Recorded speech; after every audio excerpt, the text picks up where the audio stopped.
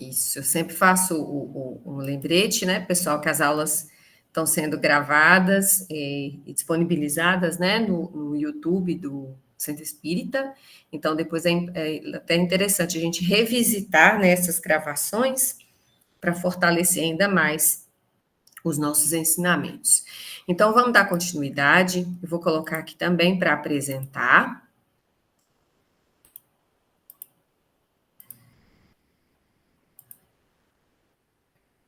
Prontinho. Então, é sempre bom, né, fazer essa memoriazinha, estudo do livro Céu e Inferno, né? É um livro que compõe o Pentateuco da doutrina espírita, e a gente sempre faz o endosso, né, com outras leituras que também compõem, né, esse Pentateuco ou outros livros demais de apoio, tá? Estamos aí na primeira parte, onde a gente fala sobre a doutrina. Estamos falando no item o céu, né? Falamos sobre o porvir e o nada, o temor da morte, e hoje a gente vai dar continuidade. Depois aqui a sequência do roteiro de estudos. Então, vamos lá para a nossa 10ª aula, né? O capítulo sobre o céu. E só para reforçar, a gente fez a introdução na aula passada, e a parte mais interessante da gente, que fica dessa etapa desse livro, é que a gente abandona aquela ideia de lugar, né? Muitas vezes dito e colocado por diversas religiões, como a gente já reforça muito aqui, toda essa literatura que abrange sobre a ideia do céu e do inferno traz resquícios muito do imaginário humano, né? E aí, quando a gente começa a entender que não se trata de um lugar, né, mas de um estado de consciência, então a gente amplia o nosso entendimento a respeito disso, né, do que se refere o céu nessa etapa, e mais para frente que a gente vai estar falando sobre o que é o inferno, né? E aí, trazendo aí a ideia sobre a fala do céu, né? O que ele coloca e o que é que fica muito marcado? Vimos, né, que as ideias do homem, elas estão na razão do que ele sabe, né? Então, por isso que toda a nossa construção e a nossa ideologia vai partir sempre do princípio daquilo que a gente conhece, né? E daquilo que a gente descobre, né? E como todas essas descobertas, elas são importantes, né? E essa da constituição dos mundos acaba por imprimir-lhes outro curso. Em que sentido?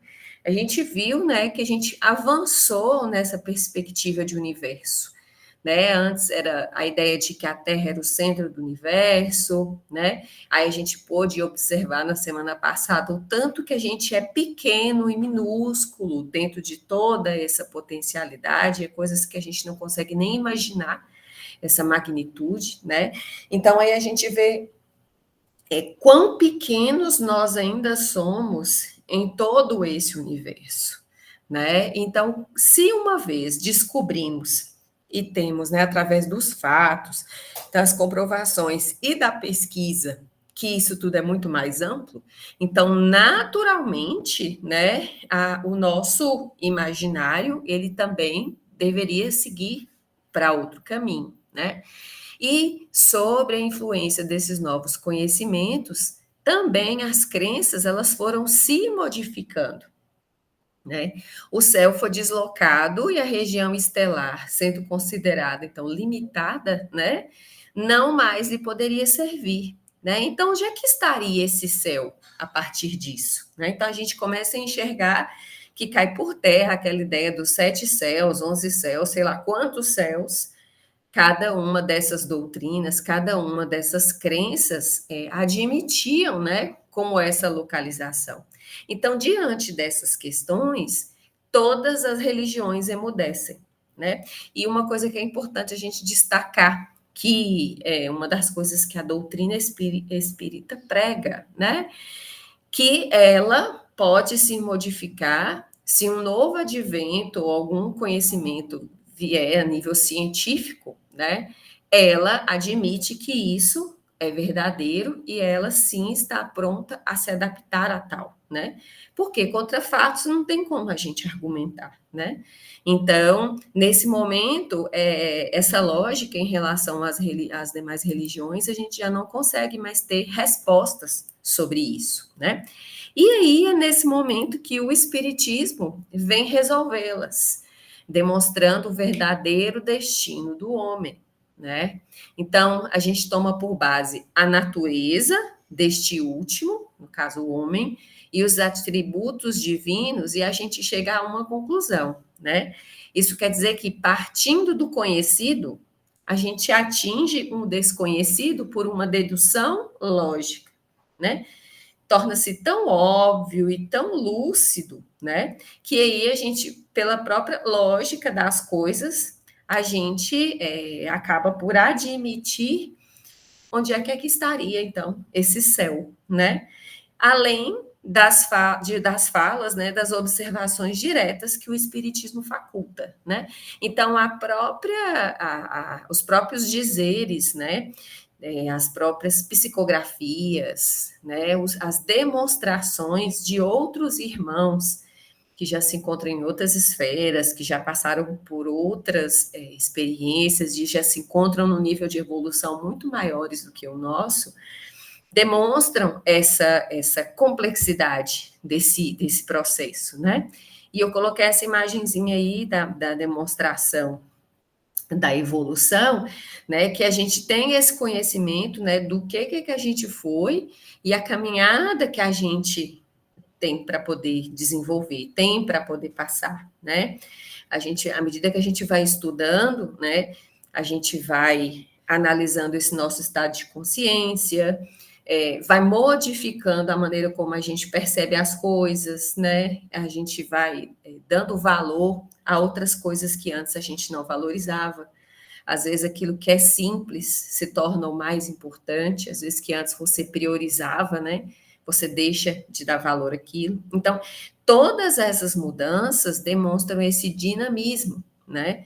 É como se a gente fosse assim, você vai, e a gente já estudou isso, a gente vê isso nos estudos, né, do Livro dos Espíritos, principalmente, que à medida que você amplia o seu estado de consciência, né, e assume essa responsabilidade sobre aquilo que te acontece, até as travas do medo, elas vão sendo deixadas para trás. Quer dizer, você está apto, né, a avançar um pouco mais nesse caminho, né? Então, tudo isso vem, né, com os ensinamentos que a doutrina espírita nos traz, né, e nos esclarece. E aí a gente começa, né, nesse processo evolutivo, a gente começa a pensar se o universo é todo energia, se a gente já viu que não existe esse local do qual a gente foi ensinado a dizer, a entender que existia, a gente sabe que se o universo é energia e nós somos parte dele, nós também somos energia, né? Então, é a hora que a gente concebe a nossa composição, né? E retorna lá no ensinamento de que o homem compõe-se de corpo e de espírito, né? E o espírito é o ser principal, é aquele que é racional e aquele que tem inteligência. O corpo é apenas um invólucro material que vai revestir esse espírito temporariamente, apenas para que ele possa assumir a missão de melhoria enquanto nada, né? Então, aí a gente observa que às vezes aquilo que a gente dá mais valor, que é essa parte material, a gente está esquecendo que ela vai ficar por aqui, né? Então, precisamos dessa experiência, sim, porque a gente só consegue evoluir enquanto encarnados. Porque quando a gente está na esfera apenas espiritual, a gente sabe que o nosso nível de consciência é completamente diferente. E lá a gente reconhece as nossas imperfeições e sabemos e desejamos tanto retornar para poder alcançar novos caminhos, né? Novos mundos, né? Novas esferas. Então, mas precisamos desse corpo, né? Para essa execução desse trabalho. É só esse invólucrozinho, mas é aquilo que é necessário que vai fazer com que esse espírito se manifeste, né? E demonstre se ele está aqui melhorando ou não avançando dentro dessa oportunidade, né? Dentro dessa evolução. E o corpo usado, ele se destrói, e o espírito sempre sobrevive a essa destruição, né? Privado desse espírito, o corpo é apenas uma matéria inerte. Da mesma forma, né, como se fosse um instrumento privado da mola real de função. Então, sem o corpo, o espírito é tudo, a vida, a inteligência. E em deixando o corpo, ele torna ao mundo espiritual onde paira para depois reencarnar. Né? Então, quem é que é a bateriazinha que dá a energia, né? Que tem a faíscazinha lá? É o nosso espírito, né? Então, até coloquei essa imagem para a gente comparar o que a gente acha que a gente é, imagina o corpo, tal, tal, tal, tal, e o que que a gente realmente é, né? Na verdade, somos esse feixe de luz, esse feixe de energia, né? E que, baseado na condição com que essa energia liberada e a maneira com que ela vibra, ela vai determinar, né, o destino desse corpo, desse envoltório, né? Então, aquilo que a gente faz e também vai deixando isso gravado e vai também estar gravado nesse nosso retorno, né? Vai junto no nosso perispírito quando não estivermos mais encarnados. E aí é muito importante que a gente faça sempre esse reforço. O espírito é a vida e a inteligência, né? Tudo o mais é do homem, é da terra, no caso, como humanidade que somos, né? Como estando habitantes no planeta Terra, né?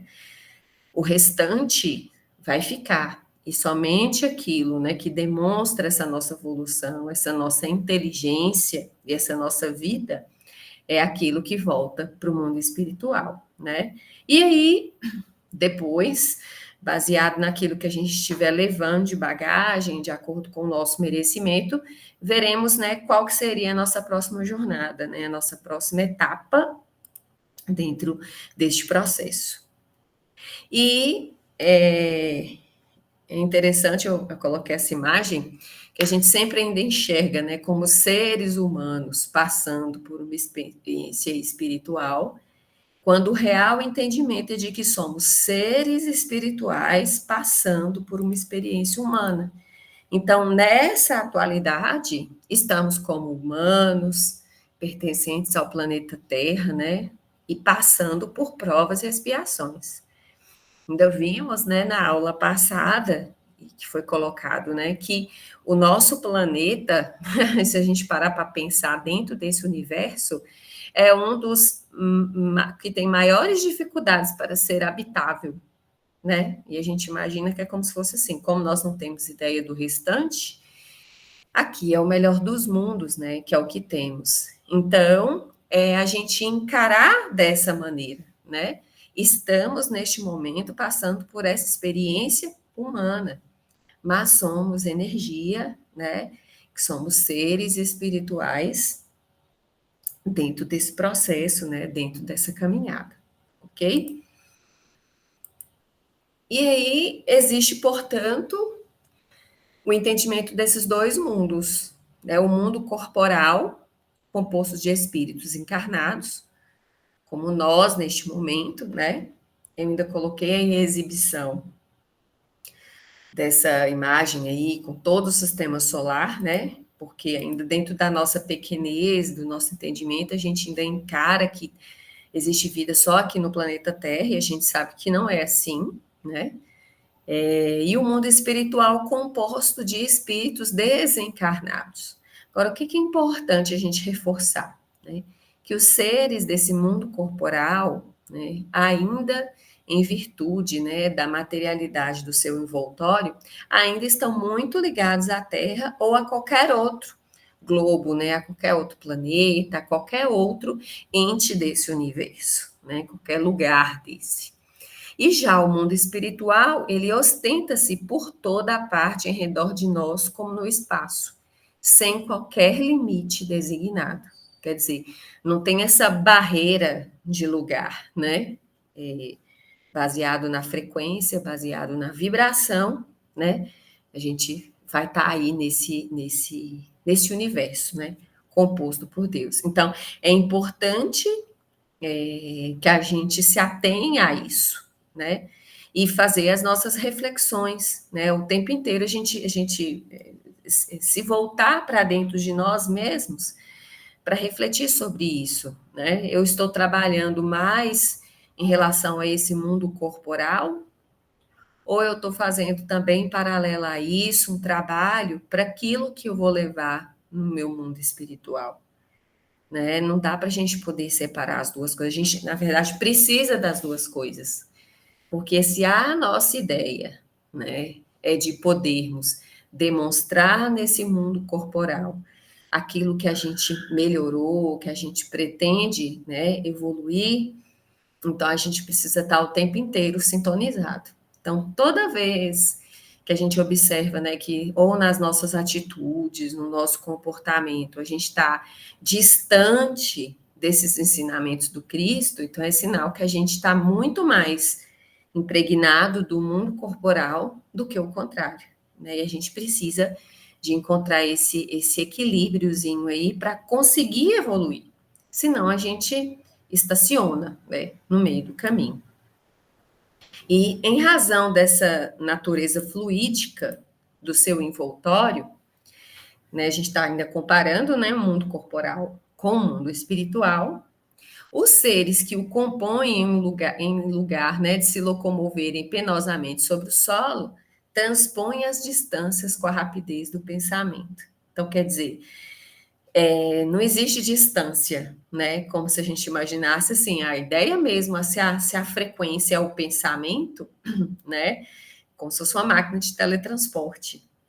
A gente observa isso muito quando às vezes a gente participa de uma reunião mediúnica, né? Onde a gente, em pensamento, a gente visita o nosso lar, né? A gente visita os locais que precisam de auxílio, então a gente vai até o auxílio daquele que a gente gostaria que fosse tratado, né? Por quê? Porque é vibração, né? Então a gente não tem essa preocupação com a ideia dessa locomoção material, né? É livre para que você consiga atingir essas outras esferas. E a morte do corpo não é mais que a ruptura dos laços que o retinham cativos. Então, aí você é todo libertado daquela experiência, né? E parte apenas para o mundo espiritual, para fazer essas reflexões sobre o que você fez nessa sua temporada, né? Nessa etapa que foi dada, e até as reflexões para saber, né, se cumpriu a tarefa, não cumpriu a tarefa, deixou muito a desejar, né? E eu acho que deve ser o momento mais crucial para todos nós, quando a gente toma consciência disso, né? Muitas vezes do tempo perdido, das oportunidades perdidas, né? Por pura bobagem, né? E é uma reflexão diária, é o que às vezes a gente tem falado muito nas palestras, né? Ontem também foi dito na palestra de domingo, que às vezes a gente para de prestar atenção naquilo que realmente é necessário e ficamos buscando sempre alguma coisa e essa coisa nunca chega, né? E o que é de verdade, que a gente deve ter um lugarzinho reservado lá para poder cuidar, a gente não o faz, né? Então, a reflexão, ela precisa ser de todos os dias, né? Tem um ensinamento de Santo Agostinho muito interessante. Todos os dias, né, quando você for dormir, você faz lá essa sua contabilidade. O passivo e o ativo, né? O positivo e o negativo, para que a gente não deixe, não escape das nossas mãos essa oportunidade de melhoria, né? A gente pode fazer isso naturalmente todos os dias. E aí, os espíritos, né, dentro dessa expectativa, é reforçado, né? São criados simples e ignorantes. A gente até brinca que cada um de nós vai estar num determinado momento desse desenvolvimento, né? Como se diz, somos crianças espirituais, né? uns mais crianças, outros mais evoluídos, né? Uns vêm para nos ensinar, ou nós mesmos também em determinado momento estamos aqui para fazer, às vezes, né, de trazer um ensinamento, uma colaboração. Então, somos simples ignorantes, mas dotados de aptidões para tudo conhecerem e para progredirem, em virtude do seu livre-arbítrio. Então, a gente não fica falando o tempo inteiro da bagagem, né? Então, a gente traz essa bagagem conosco para que a gente use isso, né, dentro desse processo, né? Mas a hora que a gente chega aqui, a gente tem que encarar essa realidade de que temos essa caminhada individual, né? Com a participação de alguns, com o apoio de alguns, com os desafios, né, que a vida nos impõe, e não somos meras marionetes, né? Até mesmo porque a gente tem que entender que a responsabilidade daquilo que nos acontece é nossa. É muito simples a gente chegar e, né, como se diz, eu vou pedir uma orientação do que eu tenho que fazer. Quando, na verdade, já está tudo escrito, Jesus já nos deixou os ensinamentos, só que a gente precisa colocar em prática, né? A gente precisa desenvolver. E é cada um, né? Cada um dentro do seu tempo, né? Você segundo você, né? Até para que a gente não tenha esse comportamento de colocar a culpa no outro de tudo aquilo que me acontece, né? A responsabilidade é de cada um. E aí a caminhada acaba se tornando até para alguns mais fácil, para alguns mais difícil, mas é aquilo que realmente deve acontecer, né? E pelo progresso, adquirem novos conhecimentos, a bagagem aumenta, né? Novas faculdades, quando a gente busca estudar, quando a gente busca conhecer algo mais, né? Novas percepções, foi o que eu falei lá no início, né? Às vezes hoje eu posso estar dando importância a algumas coisas que antes eu não dava a mínima, e o contrário também, né? Às vezes minha prioridade era uma ou outra, e agora eu falo, não, eu não quero mais saber disso, eu não tenho necessidade disso, agora eu quero desenvolver alguma outra virtude, alguma outra aptidão, né? E por conta dessas novas percepções, né, desse ampliar da nossa consciência, a gente começa também a perceber o que ele chama de gozos desconhecidos, que isso aí é diferente, né? Não é percebido, gozos desconhecidos dos espíritos inferiores. Por quê? Porque eles estão num outro momento, né? Eles não conseguem perceber ou dar valor em coisas que, quando você está no processo e você está mais evoluído, você dá, né? Ou às vezes nós mesmos só passamos a perceber e dar valor quando a gente perde, né? Enquanto seres humanos, a gente consegue perceber isso nos nossos momentos sempre de dificuldade. Quando a gente fica doente, quando a gente perde alguém que a gente gosta muito, quando a gente vê alguém sofrendo, né? Então você pensa assim, nossa, eu era feliz e eu não sabia, né? Ah, quem me dera se eu pudesse voltar atrás, né? Se eu pudesse não fazer ou cometer esses erros que eu cometi.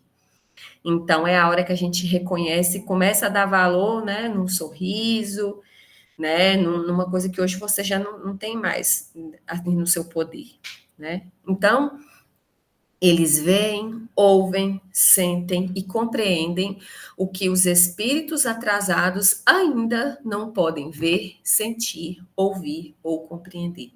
Então, estão vivenciando uma outra frequência.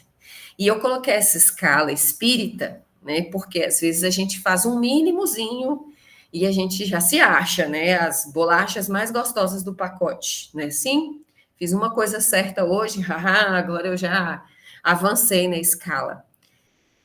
Só para a gente ter uma ideia, né? Que tem uma classificação dos espíritos, desde os espíritos puros lá em cima até que a 10ª classe, os espíritos impuros. E se a gente ficar assim pensando, né, isso me fez muito refletir uma palestra que Mary fez para a gente, a última que ela fez, né? Onde é que está lá esse limite? Quem é bom e quem é ruim? Como é que faz essa discriminação, né? E aqui, quando você vê que os espíritos de terceira ordem, ó, caracterizam-se pela predominância da matéria sobre o espírito e pela inclinação ao mal. Então, se você ainda tem orgulho, egoísmo e todas as más paixões, nós ainda compomos aí, ó, da sexta à 10ª classe de espíritos. Então, a gente ainda está muito longe de melhorar, né? Será que lá no mundo de regeneração vai ser permitido pessoas que têm inveja, pessoas que são egoístas, né? Pessoas que sentem raiva? Isso para eles deve ser tão pequeno que olhar e falar assim: nossa, mas você sente inveja, né? Ah, você sente raiva, você tem ciúme, meu Deus. Então, a gente vê ainda o quanto a gente precisa melhorar, né? Tá a nível aqui, ó, de maus pensamentos. Então, seu caráter revela a sua linguagem, né? Então, aqui é para a gente fazer essa reflexão, né? Do tanto que a gente ainda precisa apurar dentro dessa nossa percepção, né? Do que é que vai ser realmente valorizado e que vai contar como mais um item para a gente levar nessa nossa bagagem quando nós não estivermos mais aqui. Ok? Então, essa era a fala de hoje, da aulinha de hoje. Alguém gostaria de comentar alguma coisa? Quer falar? Podem ficar à vontade. Muito boa contribuição de quem puder. Pode falar. Eu de novo, né, que os meninos atentados. Não, é só para complementar algo que você falou, que eu acabei lembrando um pouco do assunto que foi comentado ontem, é porque a questão, a gente fica sempre imaginando que a gente sabe que a verdadeira vida é espiritual. Muitas pessoas podem se perguntar, por que que então a gente não fica só no plano espiritual, já que lá a gente tem contato com todo mundo, inclusive até com os nossos desafetos, né? A gente sabe que a gente tem contato com todo mundo no plano espiritual quando é permitido. E uma boa explicação para isso é exatamente o que você colocou. Nós vivemos campos vibracionais diferentes. Cada um de nós vai ter uma percepção desse degrau evolutivo assim que a gente desencarna. Então, aqui na Terra, a gente consegue, por bondade divina, que esses desafetos, espíritos de escalas evolutivas diferentes, possam se reencontrar. Então, não tem jeito, às vezes, de eu desencarnar num estado mental doentio e que me levou, de repente, para uma região umbralina, eu querer me reajustar com uma pessoa que está num plano evoluído. Então, eu não vou ter o contato com esse espírito para que eu possa me melhorar e reajustar isso. Mas nós podemos marcar um encontro aqui na Terra. E isso é a possibilidade da gente fazer isso. Uma outra questão bastante científica é que as nossas deficiências morais, repetidas vezes executadas aqui, elas ferem e marcam o nosso perispírito, lesionando o nosso perispírito e necessitando desse expurgo, que só conseguiremos exercitando na carne, porque é a forma que a gente tem de depurar o nosso espírito, é através dos outros corpos mais grosseiros. Então, assim, a coisa é mais complexa do que a gente imagina. Porque às vezes a gente fica sempre imaginando, por que eu tenho que reencarnar? Não seria mais fácil no plano espiritual? Seria e não seria, porque lá não tem como juntar todo mundo num balaio só, devido às faixas vibracionais que a própria lei divina, né, não nos permite fazer estar em lugares que a gente não merece, até porque a gente não iria conseguir compreender. Inclusive, tem histórias de relatos de livros espíritas que mostram que uma mulher desencarnou devido a ela reclamava. Aí ela desencarnou, ficou um tempo no umbral, até que ela conseguiu, né, de alguma forma lá, ir para o nosso lar. Ou uma outra colônia, não sei se é mesmo o nosso lar. E aí, assim que ela chegou lá, ela ficou reclamando por que ela não encontrava com fulano, porque que nada estava bom, o lugar estava ruim. E a ideia do livro era mostrar que quando o seu estado de espírito não está bom, qualquer lugar é ruim. Então, é mostrando que o céu que você está falando reforçando que é um estado de espírito. Não adianta te mandar para nosso lar, você ainda com os mesmos pensamentos, né, de quando você estava no umbral. Desculpa falar demais, é quase uma outra reunião, né? Não, foi ótimo. Inclusive, é para a gente até entender que você não combina, né? Se você não tem afinidade com aquele determinado lugar, eu até falei numa das aulas que assim como a gente cria esse local, né, céu, esse local inferno, a criação do ambiente umbral, né, foi um mecanismo que foi utilizado de maneira ilustrativa para a gente compreender que aquilo ali também é faixa vibracional, né? Então, aquilo é uma ilustração.